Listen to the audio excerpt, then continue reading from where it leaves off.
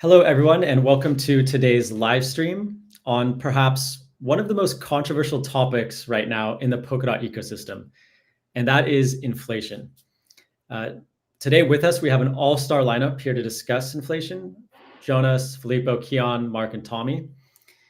But before we get over to them, I kind of wanted to just set the stage and first discuss why DOT was made to be inflationary to start with. So in simple terms, Polkadot's inflation is a sort of gentle nudge to keep the network active and growing. The system rewards participants who help secure the network by staking their DOT. And by staking, you earn rewards in DOT. Currently, the rewards rate is about 16% annually. Now, the argument against inflation is that it dilutes the value of DOT token over time.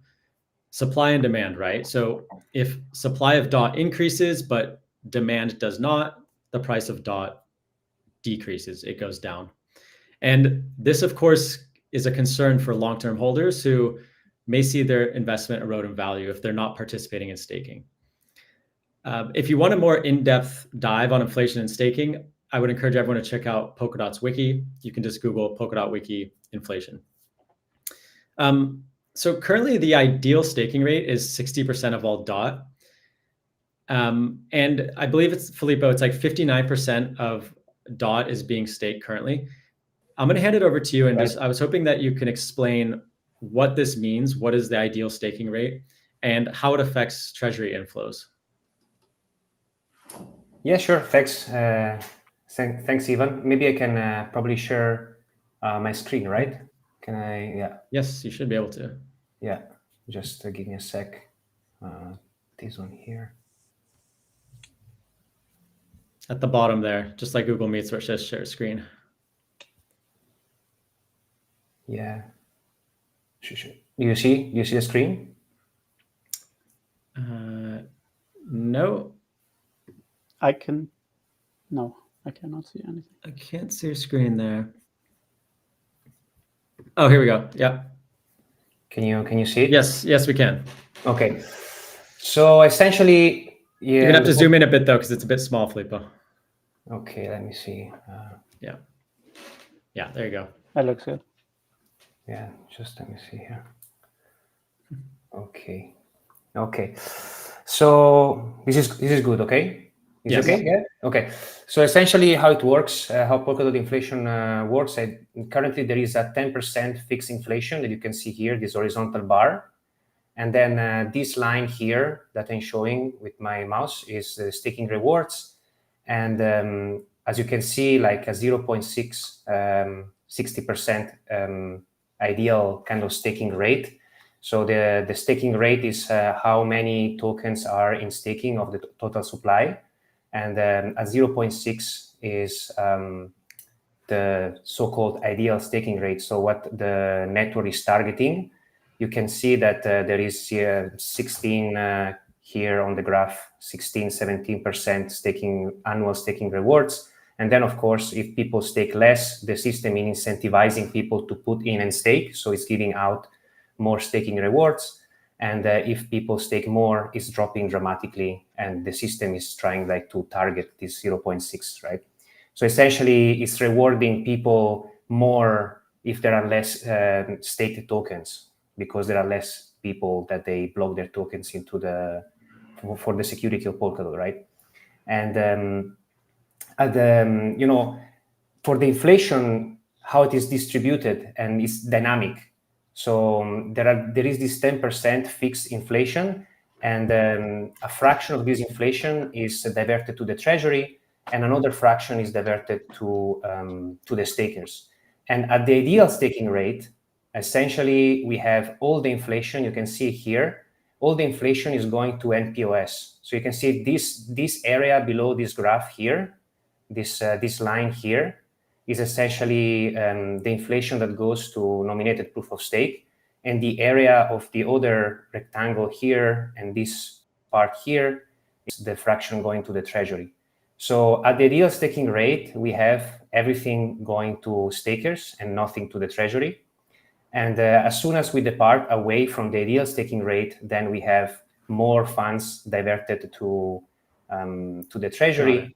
and another fraction diverted to the stakers. This is the current things that was designed with the initial paper of Polkadot with the parachain auctions, assuming that they were token locked for parachains. So didn't change much. I mean, it didn't actually change the system. We just changed last year the ideal staking rate, and we shifted it to 0.6. It was originally 0.5. Got it. So just to make sure I understand correctly, and for the viewers out there who aren't familiar with it, the ideal staking rate is 60% of all DOT tokens. If it's lower than that, more of the rewards go, the rewards are higher and more of the rewards go to stakers. But because about 59% of all DOT tokens are being staked at the moment, not too much of the inflation is going to the Treasury. Is that right? Yes, exactly. Okay, got it. I guess that's a good place to kind of start with the debate or the question of whether inflation is a good thing or bad thing. I think from a general retail perspective, or people that aren't into game theory or tokenomics and so on, they might think that inflation is just a bad thing. They associate it with inflation in the real world, and they know that inflation means higher prices for consumer products. So they just think inflation is bad. But that might not always be the case. Does anyone want to take the other side of that coin and explain why? Yeah, I can chime in here. Can you hear me? Yes, we can. Oh, perfect.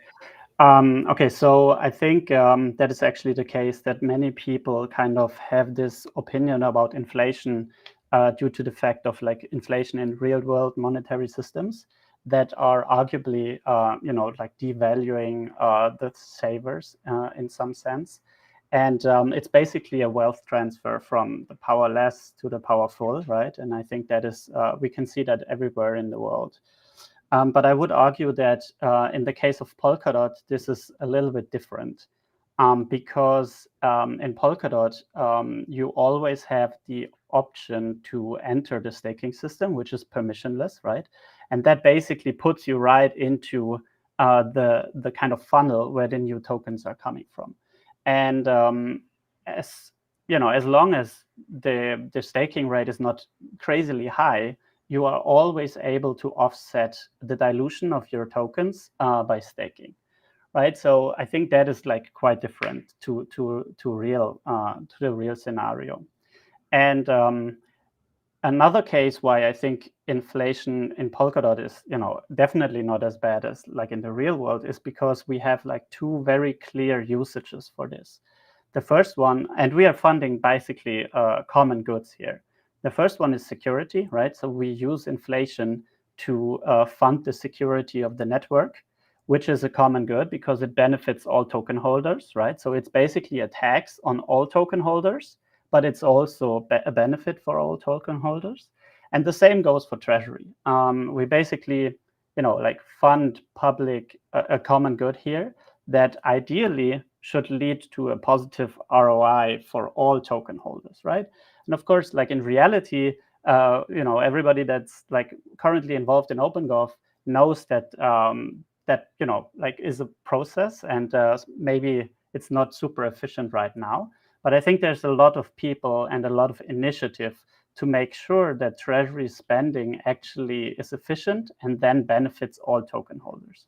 So to summarize in a way that you can protect yourself very easily against inflation by just staking, and everybody is allowed to stake. There's no permission, anything, and inflation is used to benefit everybody and not just a small amount of people or small entities like in the real world. And I guess that is like my background on why inflation is, in Polkadot is not like a pure evil, right? We use it for something good here. I have a follow-up question to that, and there was also some questions in the chat, which we can maybe save to the end. But first of all, how is the 60% ideal staking rate determined? And then second part of that question is, how is 10% inflation determined? Was it just like an arbitrary number? In the real world, economists usually have a 2% inflation target. They feel that that's enough to incentivize people to spend and stimulate the economy rather than hold on to their cash and lose 2% value. So how is 10% determined? Yeah. Okay. So I have to say that I wasn't at the foundation when these decisions were made. So I can only talk about, like my guess, my gut feeling here. But so the 10% I think is quite aggressive in a sense. But that's actually fine if you want to bootstrap a network where you want to draw in a lot of stakers and especially good validators, right? Because if you bootstrap a new blockchain system, the quality of your validator set determines whether you can make it or not, right? So I guess the decision was to be a little bit more aggressive with the rewards at the beginning to make sure that we draw a lot of talent and good validators, and also a lot of like nominators that are actually taking on the job to finding and selecting these good validators. Then I think you also ask about the ideal staking rate system. Yeah. To be honest, I'm a little bit confused about this because I don't think there's anything ideal of having no inflow to the treasury. When the staking rate is equal to the ideal staking rate. Sorry. Let me clarify. I was curious how the 60%, how the ideal rate was okay. set at 60%. Why not 51%, for example? Okay. So actually, the ideal staking rate is dynamic, and it's lowering with the amount of parachains. And the idea was the more parachain slots you have, the less available tokens are there to put into the staking system.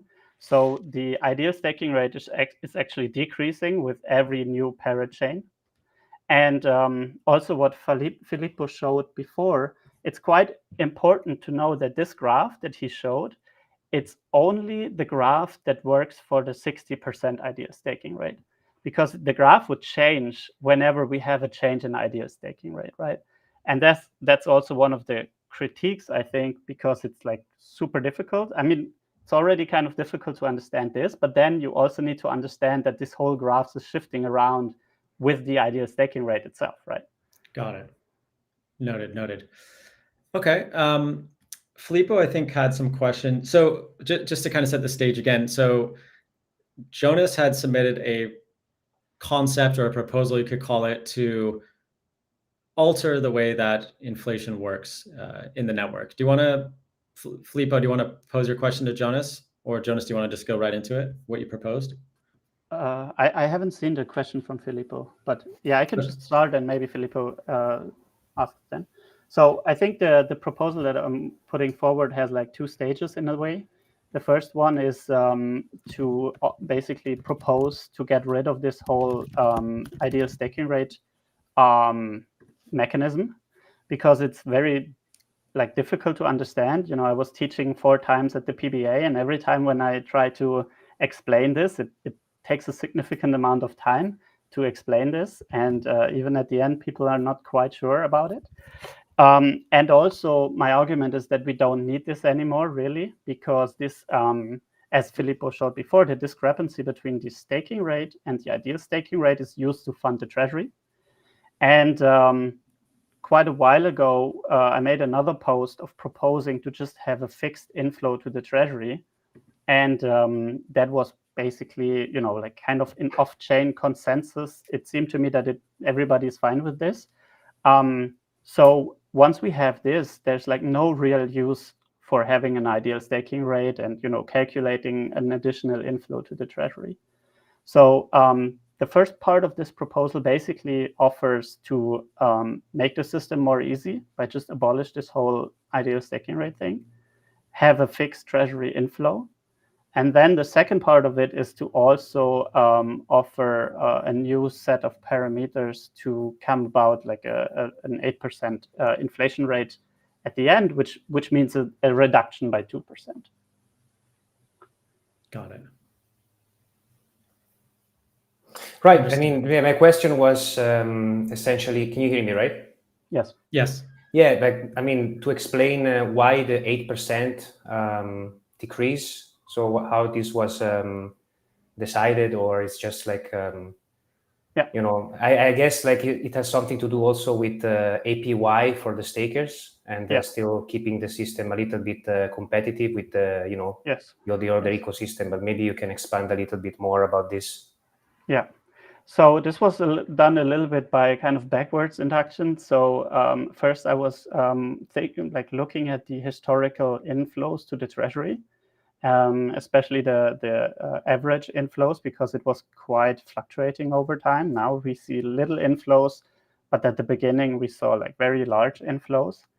And this was basically to me like a real world signal of like some meaningful signal, because I think the Treasury is potent enough right now to do interesting stuff, even though we have like a large outflows now, but like scaling it with the historical inflows was kind of an obvious thing to me. And then also at the second part, I was looking at the staker API, because if you mingle with inflation, you necessarily kind of reduce staker API in a way, because stakers are fully funded by inflation, right? So when you decrease inflation, you necessarily decrease staker API. And I think it's quite important to make sure that like current stakers are like, not to be super upset about it, because they are very important for the network.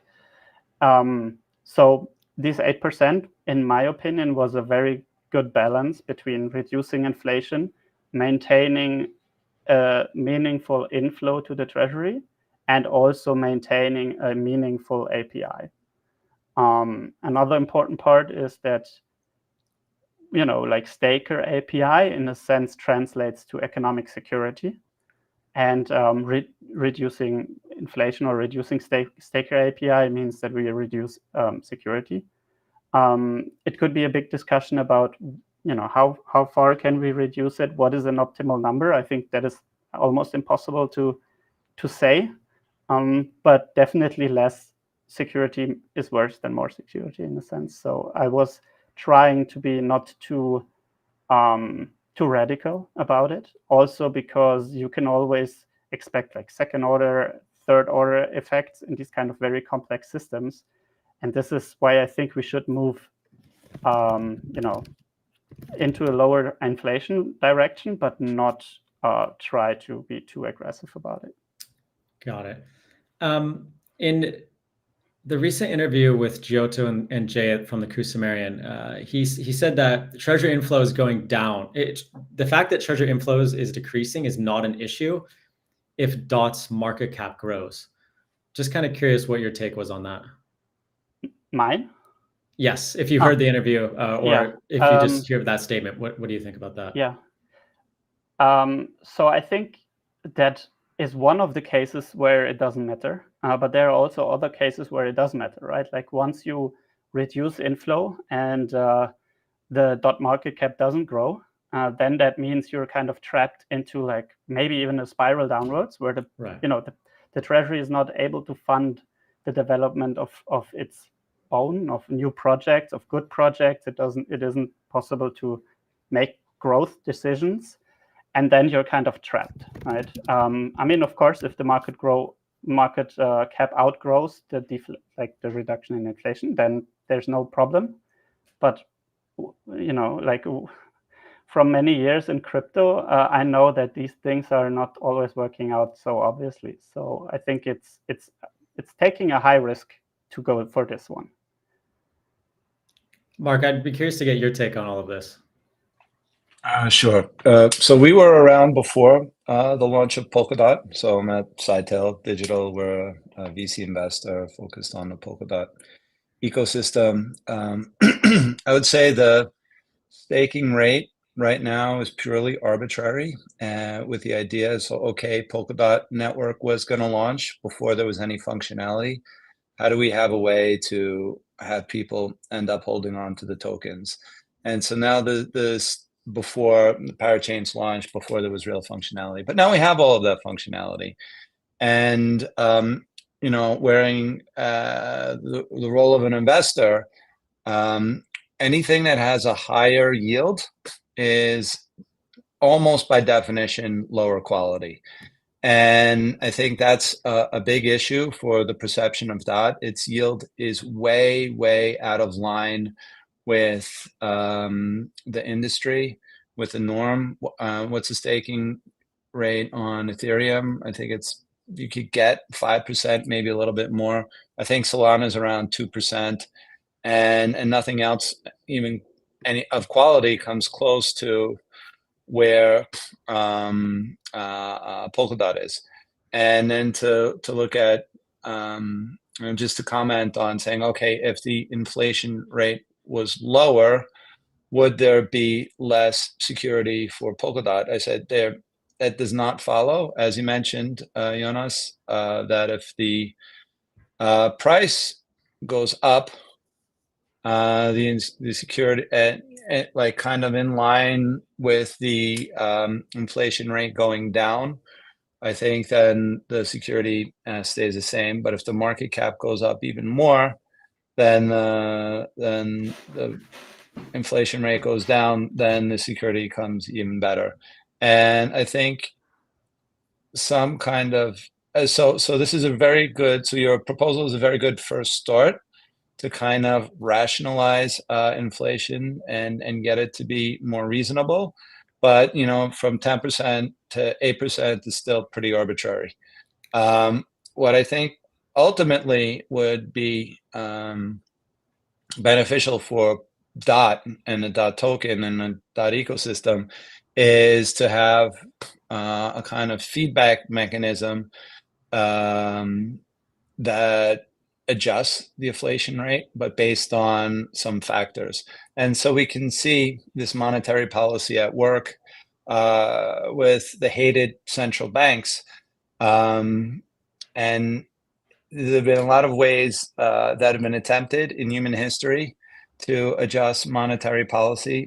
And this is the best one that has been discovered so far. So if it could be programmatic, I think it would be even better to avoid kind of political influence, which is one of the issues that central banks run into, and then just have a clear programmatic mandate that will adjust the inflation. Of course, humans will have to enter the variables into those equations to make it happen. But I think this for Polkadot right now, this is a very necessary conversation to have this open conversation and say, as an investor, I think the inflation rate is really blocking people from coming into Polkadot because many, at least TradFi type investors, don't want to stake. They want to hold something that'll go up, and they don't want the value to erode by the inflation rate. And unfortunately, the DOT market cap is going down, and that includes in ranking. And absolutely, but ranking is more important, and it's been on a downward trajectory for a few years now, and people are starting to lose confidence in Polkadot because of that. And there's been, what Giotto said, I did watch the interview, and I had the pleasure of speaking with him on a regular basis. That the only empirical evidence you have of the usefulness of something right now is the market cap. So I think I heard two really good points in there, and just want to make sure I heard them correctly. First, you said that because the yields are not in line with yields from other chains, where basically DOT is basically viewed as like a junk bond, right? Like high yields generally mean lower quality assets. And then I think I heard this, is that what you're saying? And then the second part I think I heard you mention was that if inflation decreases and rewards decrease, the fact that fewer tokens are being issued means that the price of those tokens should increase, or certainly not decrease the way that it is now, right? So even though you are earning fewer DOT, the fiat value of that DOT should go up. So you're basically, is that what you were trying to say, Mark, or did I understand? Well, that's let's say that's the hope. We won't know for sure until it happens, but I think there are quite a number of stakers and also validators that whatever they get, they sell it. Mistaken words. That's kind of how they finance their lives and or businesses or whatever. And as a kind of person looking in from the outside rationally, this is something that's almost too good to be true. And things that are too good to be true usually aren't or Yeah. don't last. And I think that's one of the issues as well. Can Excellent point. I respond real quick? So I think it's a valid perspective for sure. I think one of the things that I wanted to, it sounded to me like you're kind of mixing up real yield, like, after inflation with before inflation, because after inflation with the new proposal, you would have like 3.5% or whatever. And that would be almost the same as Ethereum, right? With like slightly being deflationary and getting 3% staking rewards. So I think that is always important to look at like post staking rate or post inflation numbers. Then you also mentioned that no investor wants to stake their DOT to protect themselves. I didn't say that. I didn't say no investor wants to stake Okay. a DOT. When we're But staking some, DOTs, we're but some. investors. Yeah. But a lot looking in, and especially with more of a trading orientation, are not ready to lock up for 28 days. Yeah, and in that regard, I wanted to also point out that I'm pushing this unbonding queue that potentially lets you unbond now, and like when it's implemented in 2 days, which I think is like a big positive, right? Like it increases the liquidity so much that people that categorically could never stake because like it wasn't in the cards to even think about 28 days of illiquidity could potentially do that. And maybe the last point I wanted to do before like giving it up to somebody else is there is an example. I think Cosmos did lower inflation from 14% to 10%, I think, in November 2023. And there we certainly haven't seen the high hopes of having a higher valuation than like what was being hoped for. And I think that is very important. So I totally agree. If we halve the inflation and the market or like the price doubles, then we have no issue at all, right? But I think it's kind of important to understand that things not always work like this. Just wanting to point that out. Cool. Yeah, I was, I wanted to like jump to Tommy because he basically did this tweet about exponential and linear inflation. And for people that they're not familiar with these terms, it's just Polkadot right now is an exponential type of inflation, releasing 10% every year, but every year the supply increases. So it's more and more and more, right?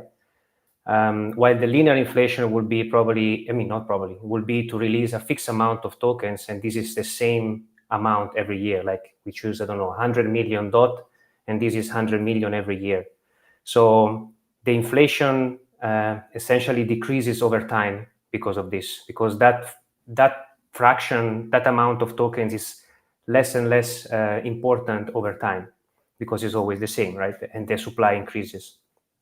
So this is kind of an interesting concept because when I was reading it, if you think, in this space, we have example of successes about this. I think the first is kind of Bitcoin. It's not exactly the same because halving the rewards to the miners, but it's a long-term prediction that people can, it's building kind of hype and is also quite good to see like the trajectory long-term, even if in the case of Polkadot would not be like this because we have the governance, anything can change anytime, but it's good for probably also BD, I think, or like investor, imagine like Mark Field to show this and, to have a long-term kind of trajectory of lowering the maximum inflation. Because on top of this, I don't know if people know, but we also have the core time revenue burn. Of course, will not be substantial at the start.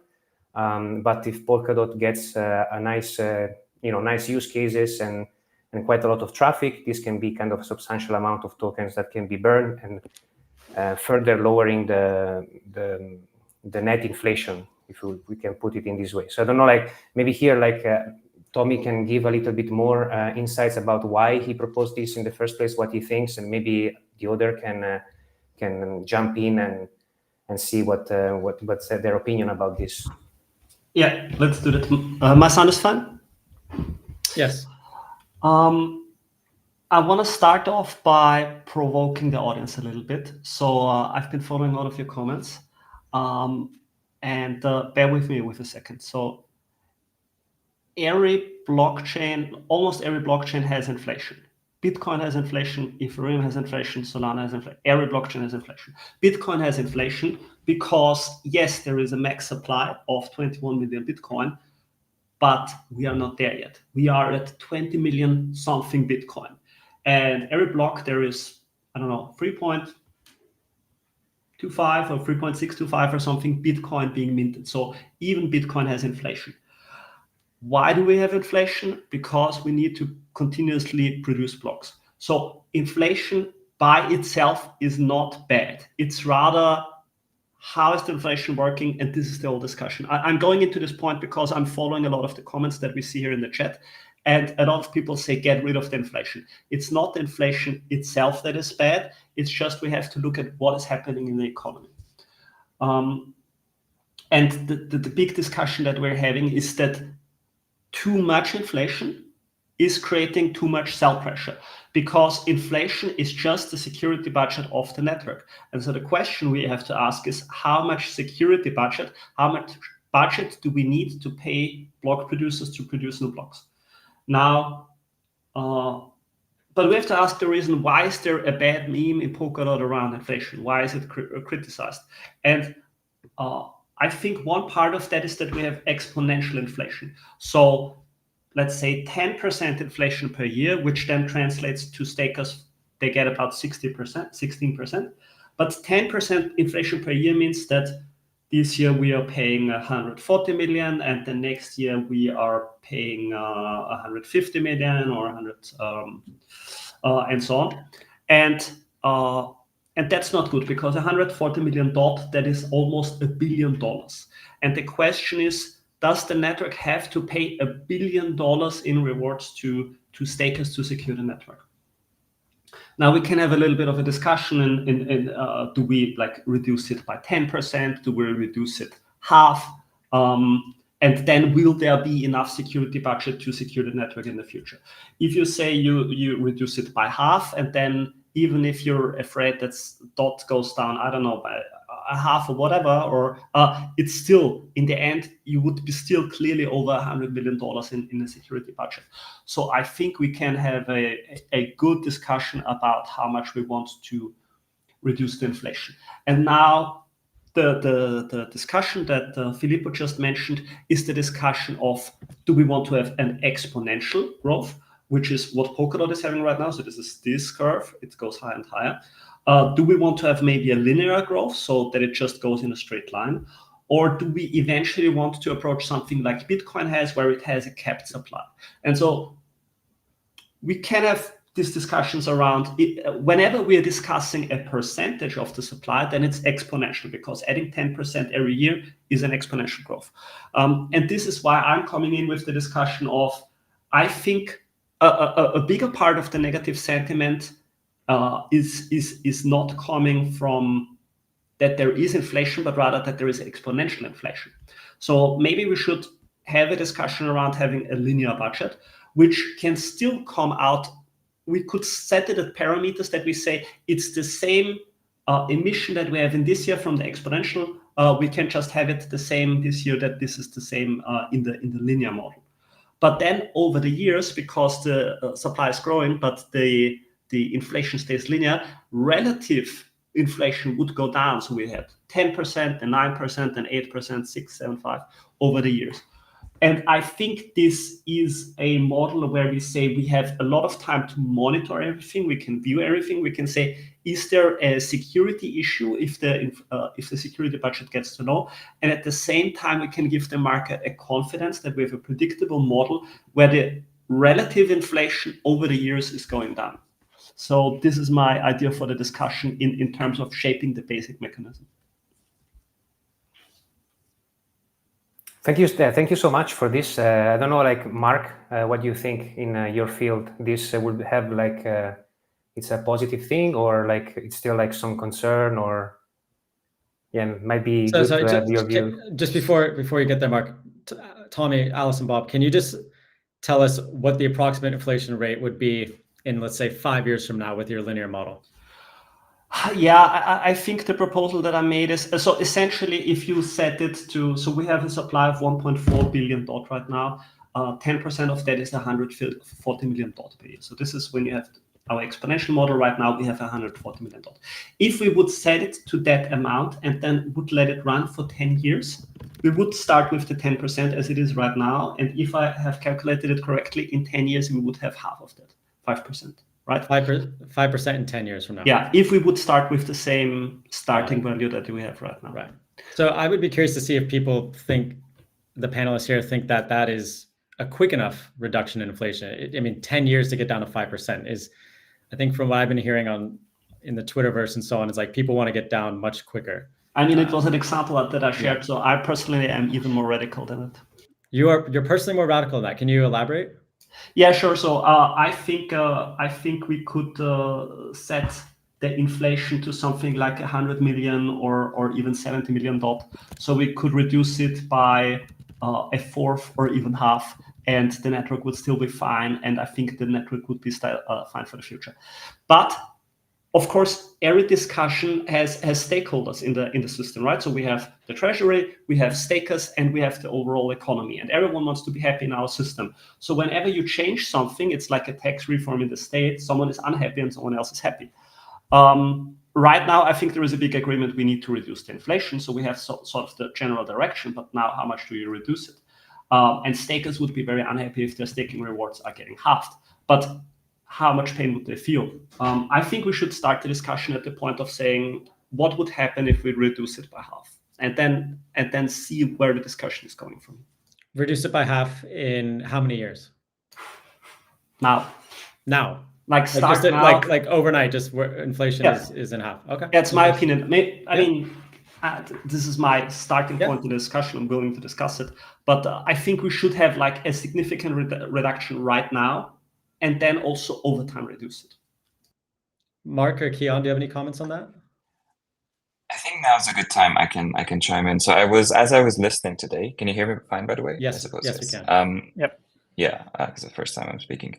As I was hearing everyone's comment, I see two pillars to this argument. One is Treasury and one is the economic security of the chain. First, I want to pose something that's a little bit aligned to what this interview from Giotto was saying, that I think there's this misconception that if the Treasury drains, it's like game over and we all shut down and just go home. Whereas it's really not the case. As in like the Treasury inflow is something that's right now is like drip, drip, drip.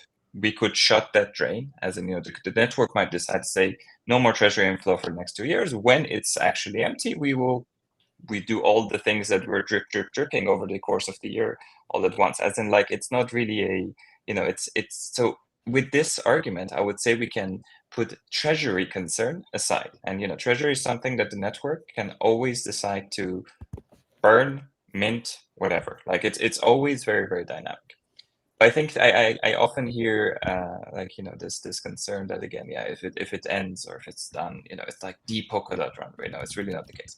So with that, I entered this call thinking I don't have like strong opinions, but hearing everyone's comment, I'm more and more aligned with what Tommy was saying. I think that if we say, okay, the Treasury concern is something that doesn't need to be addressed first and it's always fixable, then it's really about the economic security of the network, which is if we lower inflation, lower staking rate, stakers, particularly validators, but also dominators, will earn less. And what the network doesn't want is for these people to run away, to go away. Now, what we can do is like reduce it a little bit and see like, did they run away? No. Okay. Then in 2 years, we reduce it a little bit. Did they run away? Like, did they flee? And we can continue this over the course of 10 years, or kind of do the opposite, which is like reduce it significantly and see the impact. I'm hearing everything. I'm also, at least on a completely personal basis, inclined to say I think it seems like a better course to like do like a binary search over the space to find the right answer rather than stepwise this stepwise decreases. So we can make it half, and then if the staking rate doesn't change, then it's like all good. Then again, I'm assuming Treasury inflow is something that we take care of separately. Then we can consider further. Or if we do half and actually like it's like everyone starts unbonding, we immediately get this feedback that okay, this was too much. Stakers are leaving Polkadot, and that's not good. So I think really the main parameter that we should look at is the incentive for nominators and validators to keep their stake bonded, because that's the underlying essence that is bringing Polkadot value. And if we can maintain that with lower inflation, it seems beneficial. I'd like to just make a comment on the Treasury inflows, because one of the things that we hear from some people in the ecosystem is like the Treasury has an infinite amount of money because it's getting these inflows and it'll never run out of money, right? Which, as Mark alluded to earlier, like if it's too good to be true, it's not true, right? So I think what I hear a lot in some of these Telegram chats or in Twitter comments is that, yes, the Treasury is constantly refilled with DOT, but that DOT is usually converted to some fiat for it to have any real world use, right? Like when people get Treasury funding, they convert it to fiat, so they sell it. And that puts an even further downward pressure on DOT, which affects the market cap. And then that's the whole death spiral thing. So I just wanted to see if anyone else had comments on that, or Mark, what your thoughts were on what I just stated. Yeah, so I think I would just take a step back, even like to just think from first principles and say what determines a rate of inflation in a monetary system. And this is like less complicated monetary system in many respects, and in some ways it has added features, right? Because of security attached to it. And that's what I've been missing from all of the DOT staking rate or yield discussions. Like, what are the factors that determine what staking rate should be? And yes, a rate that optimizes the number of dots in security and the value of the security to protect the network. And that's kind of it, but not what kind of activity would determine a staking rate. And I don't have the answer for that, but I think unless we really find a way to define what are the first principal factors which should determine an inflation rate, and maybe it could also be a monetary and inflation rate, then I think whatever solutions we come up with, ideas we come up with, won't be as good as they could be. And I would just leave it there. And if we can't start from first principles, then we're going to be in a long loop of like, oh, we should do this or do that. Like, for example, like who says that the stake dots have to be locked and not the staking rewards? Well, maybe that's a solution, right? So let's lock the rewards and let's see what happens. But I'm not suggesting we do that, but I haven't heard that because there's a lot of concern that the staking rewards are what's driving the selling pressure. So lock the rewards, and maybe people will stop staking. Maybe long-term DOT ecosystem participants would stake even more, right? If the principal was not locked, but the rewards were. Interesting. Just super interesting. That's the first time I've heard anyone suggest that. Tommy, I think you wanted to jump in, or yeah, go ahead. Yeah, go ahead. Should I go? Okay. Yeah, go ahead. Okay, so one case. So I'm also playing. So I feel like the conservative here, but it's fine. So one argument, or a few arguments against like drastically reducing the inflation and thereby the staking rewards is that we also need to look into the immediate future, where we want to scale the validators to 1,000, potentially, which would decrease the rewards per validator. And then also potentially with Jam, there will be much more, let's say, operational costs, right? So we should also keep that in mind. In addition, I want to mention that, at least in my opinion, the main economic security that the system derives is from the future rewards of the validators, right? And the staking rewards, they are very important for nominators to basically do their job of finding good validators. But ultimately, the decision whether to attack the network or not is probably done by the validators. And reducing their basically future income means that they are more likely to do that. And, like if we reduce inflation drastically, that probably leads to the fact that validators should increase their commission radically. And that means that even less rewards go to the stakers, right? I want to inject this kind of thought here. Got it. Tommy.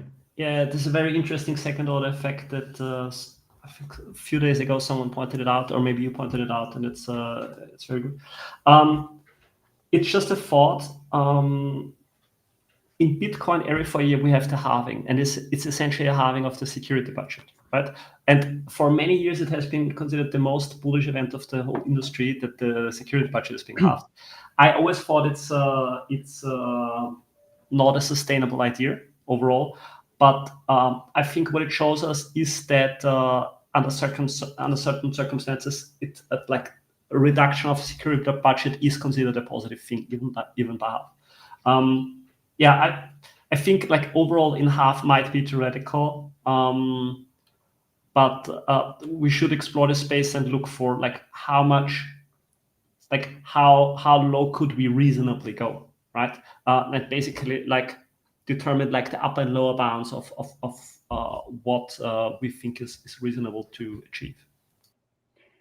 One thing I wanted to point out, so I'm not categorically against the proposal that you put forward of decreasing inflation. I have some arguments against it, but like if this is what the community chooses, I don't think it will be detrimental.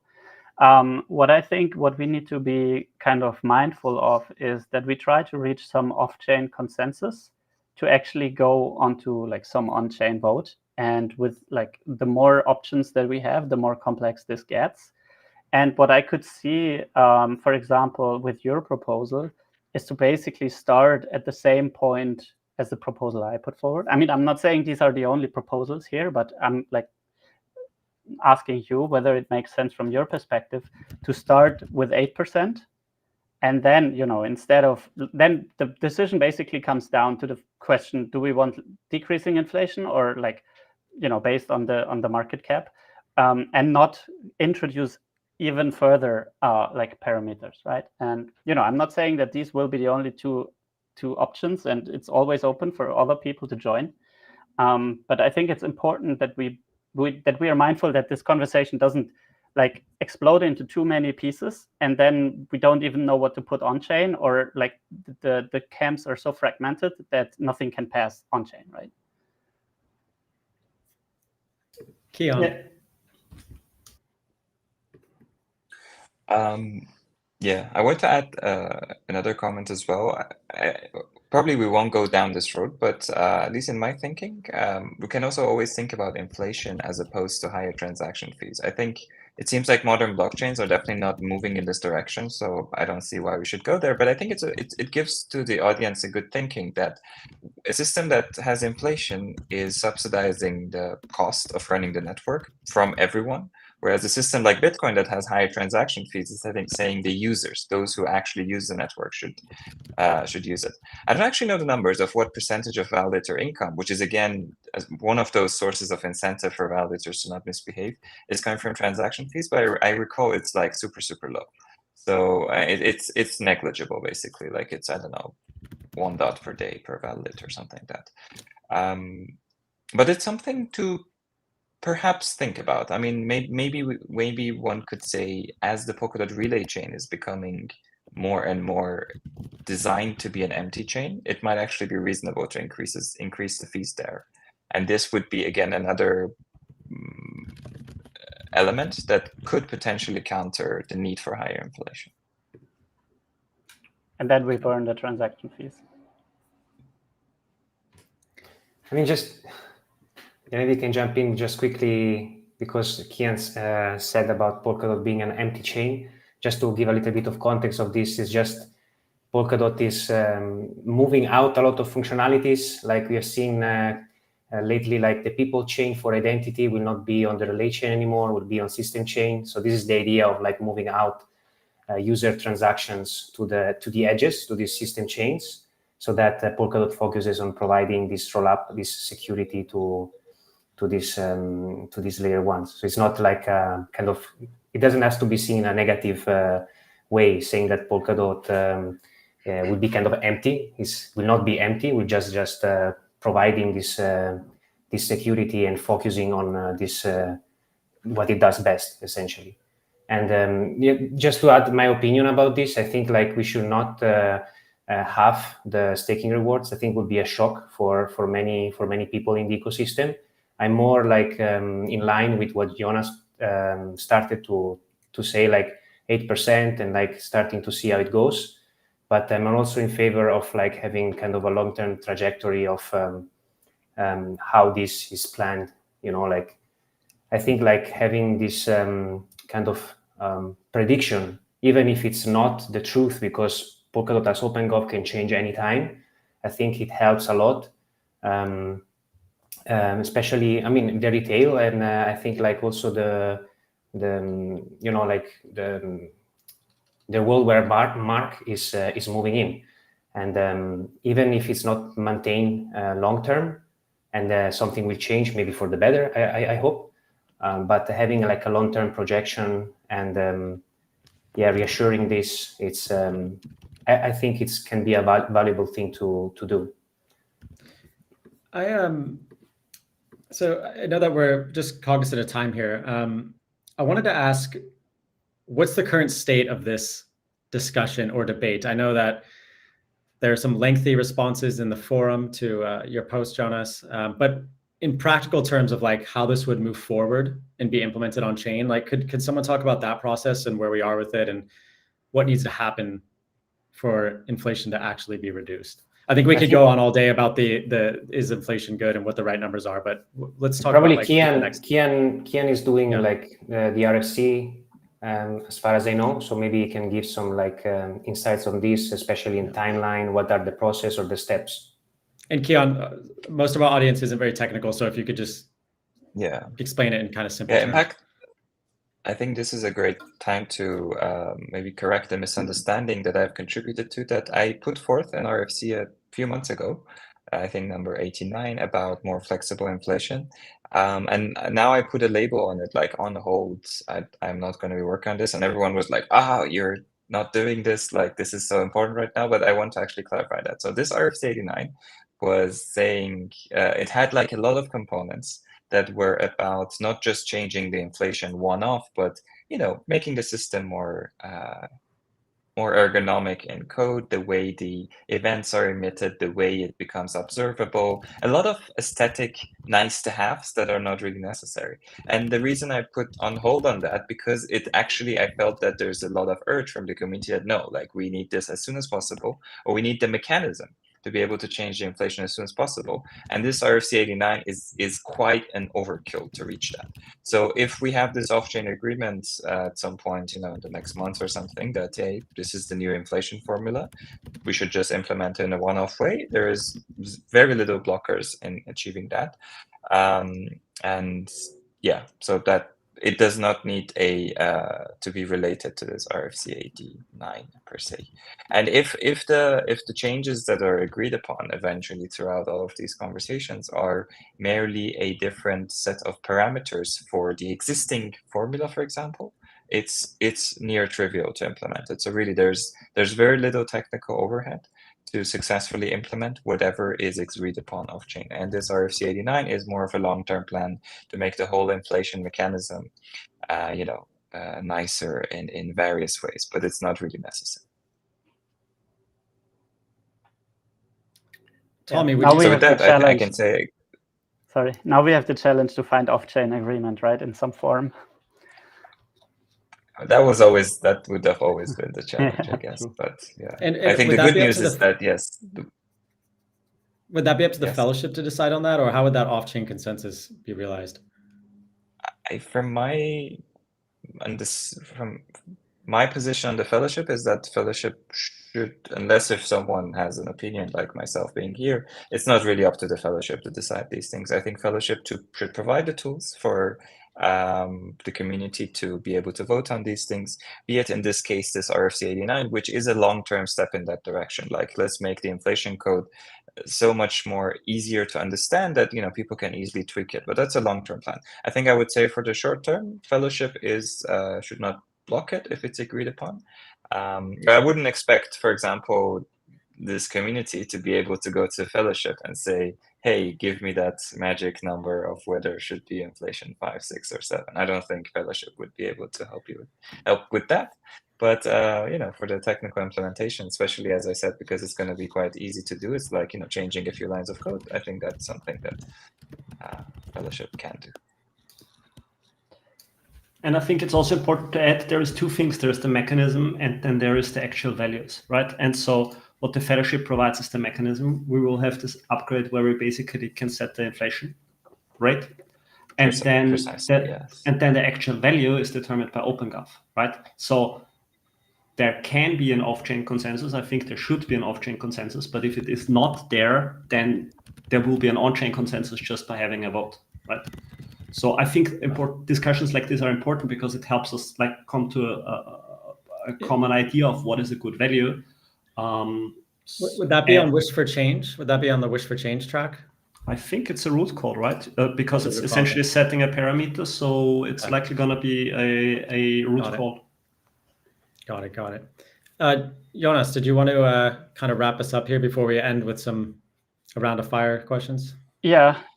So I think some maybe closing concerns or like comments from my side. I think the discussion about the inflation is quite important, and I think kind of most people agree that we should lower it.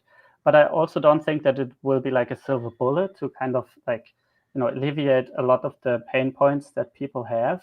I think Polkadot is such an amazing like technology, and like I think we need to, and we do, spend more efforts into, for example, developer experience to actually make it possible that people can benefit from this really good block space that we have. And this is one of the main selling points. Also, we are kind of the biggest DAO on the world, and I think we should treat the Treasury as such, to have it like a potent part in the future to be able to sustain itself and to have like these initiatives. And also, I think we're about to see a lot of changes with core time. I mean, we're not selling cores on Polkadot yet, and also Jam will be not too far out probably. And all these things are probably like shaping a lot on the economic mechanisms that we potentially have to change in the future. So that is our kind of like my perspective, that we shouldn't go too radical maybe now, because there will be a lot of changes anyway, and we should maybe also first see where things are going with that.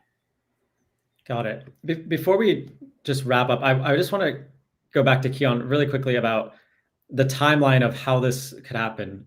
So the RFC, and then Alice Bob, Tommy, you said that there would be a root track proposal to actually set the parameters. Like, is this a year out? Is this a couple of months out if this were to happen? Like, can we just give the audience some idea of how quickly this could happen if it were to happen? I think the moment there's some form of very strong agreement on it, that this is what the community wants, I would say a month or two. But that's like the normal timeline that we need to make a runtime upgrade and so on. Got it. Were there any? And if no agreement comes, what I'm actually working on myself as part of the fellowship is that to make the existing inflation formula parameterizable with the existing parameters and leave it as is. So if decides who wins this race, I'm working on this parameterization without any actual change. And the community, mostly led by Jonas, is having these conversations. If these discussions within the community take more time, this infrastructure to make things parameterizable is already in place. The moment someone feels bold enough to put a root proposal to change one of these parameters, it will happen. Got it. Any other closing thoughts or statements before I just wanted to ask a question to each person before we end, but any closing? I would have one, and Go ahead, I would Mark. Go say, ahead. you Go know, ahead. right now, kind of, it's the same process for everything in OpenGov, but maybe there are some items, right? So proposals will pass, same kind of formula for everything.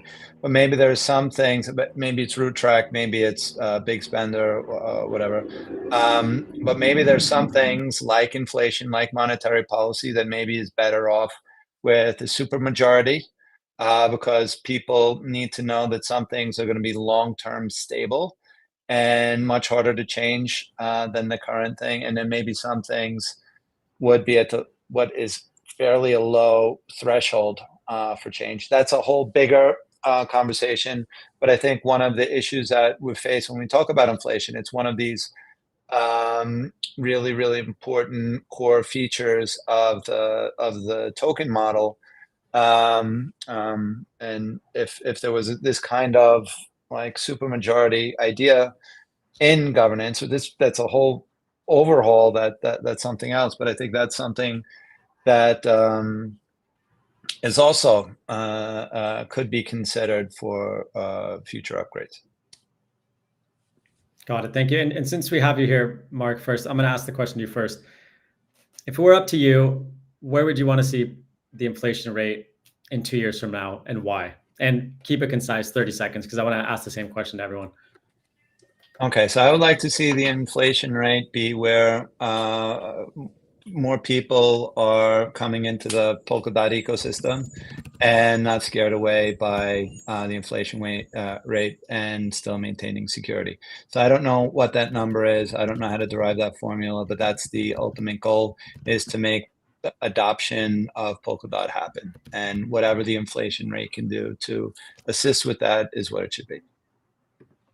Got it. I'm gonna go to you, Tommy, Alice, and Bob next. I want to hear the radical take. 5%. 5% in 2 years from now. And you said just overnight, if I heard you correctly, right? Yeah, I think saying 8% for now is very reasonable. I think it's not too radical, but it's like a good step in the right direction. It's a change of 20%. And then just maybe do another step in a year or two. Okay. Felipe, I don't know if you have an opinion on this since you're with the foundation. You can just say pass if you'd like. No, I think like in line with, can you hear me? Yes. Okay, in line with Jonas, I think like 8% and assess. It takes time to assess actually the effect of reducing inflation. So I think if you said a couple of years, probably anything 8, between 7 and 8 probably would be good without reducing too much the rewards, still keeping like the security and assessing and reassessing and reassessing and see how it is. Yeah. Yeah. Kian? No strong opinion on a number, but more or less aligned with what Mark said, I would say. I think I wish to have a magic wand where we could find let's say the smallest number that doesn't affect the security of the network, but it's a very hard discovery process, whatever that number is. And Jonas? I don't know, maybe 5%, maybe lower. But actually, you know, I would love to see core time sales going a little bit more up by also scaling cores, so that the like net inflation is maybe 4%, maybe even lower. But we still are able to fund the whole security budget on the one side, but on the other side, we make sure to get deflationary pressure down. Interesting. This was an interesting development, because it seems like when we started this conversation at the top hour, it was like inflation down to 8% 20 years from now. And now now it seems like there's sort of consensus that we want to get it down to 5% within the next few years. If anyone cares what my take is, I think I'm not obviously an expert in game theory or tokenomics, but from a marketing perspective, I'm kind of leaning towards the more radical Alice and Bob approach, where we just go 5% and just shake things up and make some noise around it. So again, probably not the most wise advice, but from a marketing perspective, I think that would get a lot of attention. Was there anything else that we wanted to go over? I think we should do a part 2 next week if people are for it. Maybe we can get Gav to join as well and hear his thoughts. But this was a really interesting discussion. I think a lot of people are curious to hear more about this topic of inflation. So I would say let's try to get something going next week if possible. Okay. Sounds like everyone's up for it. Was very nice discussing with you guys. Yeah. Great. Maybe I'll become more radical in 1 week. Yeah.